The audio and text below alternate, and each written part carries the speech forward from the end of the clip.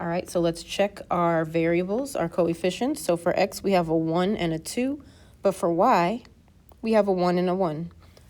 So we're going to eliminate the y's. The signs are opposite, so we add. We have a positive 1 and a negative 1. Oops. We are adding.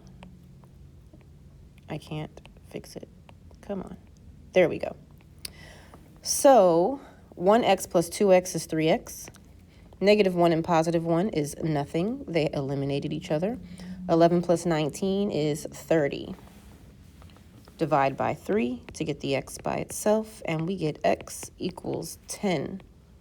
Pick an equation. I like the first one. Instead of x, I put a 10 minus y equals 11.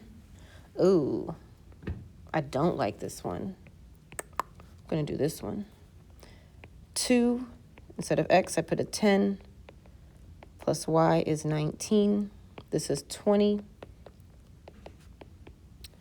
Subtract the 20 on both sides, and I get y equals negative 1. So I think this is the answer. Let's check that on the next slide. So 10, negative 1. First number is x, second number is y. So we have, instead of x, 10 minus y, which is negative 1. So minus a negative means plus. 11 equals 11.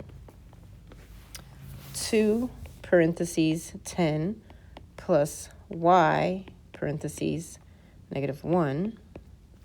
And we get 20 plus minus just means minus. We get 19 equals 19. They both check.